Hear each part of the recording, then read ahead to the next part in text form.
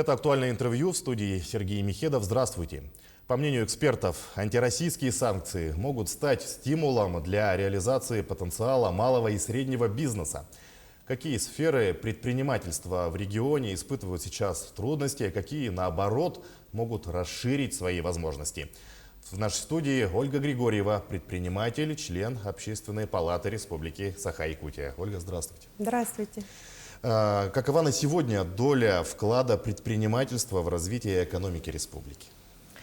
В сфере малого и среднего предпринимательства сегодня заняты 25% трудоустроенных граждан по данным Министерства предпринимательства. И это составляет все-таки четверть нашего населения. А если в цифрах, то это 118 тысяч человек нашей республики. А во время пандемии, конечно, были трудные времена, но был рост у нас на 18%, и это говорит о том, что даже в трудные времена есть место росту, развитию, и это мы увидели. Какие направления малого бизнеса в Якутии испытывают трудности в связи с вводом антироссийских санкций?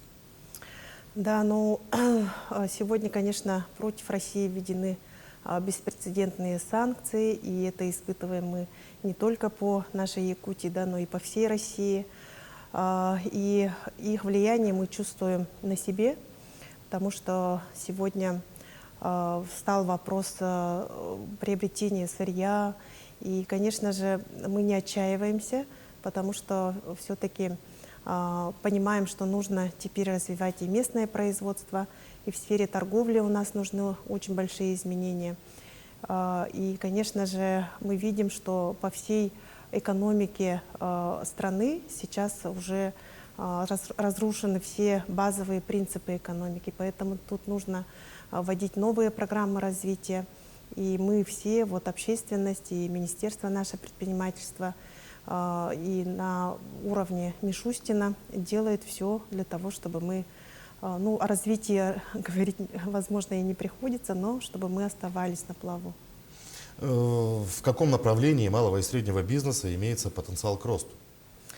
Да, мы в эти дни очень бурно обсуждаем все это, и буквально вчера в стенах Общественной палаты Республики Саха-Якутия тоже произошла встреча, круглый стол. Мы приглашали и оперштаб республики нашей, да, и Министерство предпринимательства, и все бизнес-сообщества, которые у нас есть. Это и «Опора России», «Деловая Россия», «Сделано в Якутии», и все другие приняли активное участие.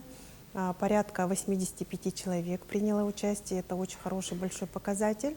И мы обсуждали и меры поддержки, и вырабатывали какие-то предложения, да, и резолюция сегодня уходит в оперштаб. И сегодня ведется тесная работа с уполномоченным по правам предпринимателей с Альбиной Егоровной Кычкиной.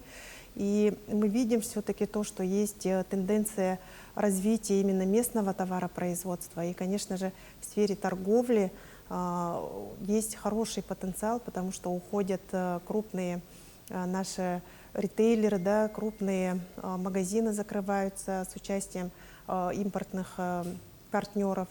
Поэтому сейчас нужно говорить о том, чтобы развивать местное производство, тем более, что у нас есть потенциал и в сфере сельхозпродукции, и в сфере товаропродукции, но, конечно, встает вопрос приобретения сырья, которое у нас ввозились импортом. Какая государственная поддержка уже оказывается бизнес-сообществу?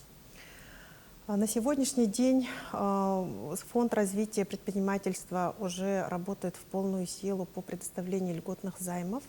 Это от 3 миллионов до 5 миллионов можно будет в сфере малого предпринимательства получить в фонде. А также на сегодняшний день оперштаб принял очень хорошее решение и работает с нашим местным Алмаз-Регенбанком. Тоже вырабатываются новые продукты по предоставлению льготного кредитования, но там уже речь идет о более 5 миллионов, которые нужны предпринимателю.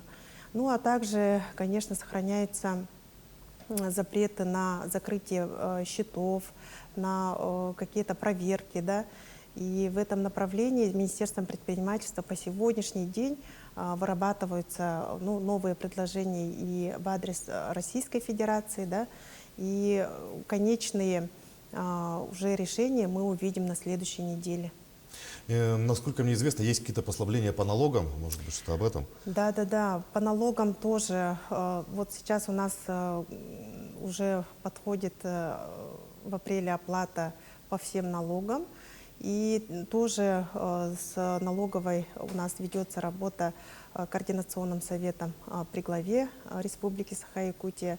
Но на сегодняшний день по УСН у нас принято 1% до 5%. Поэтому эти послабления у нас остались еще со времен пандемии. Это тоже очень хорошее начало.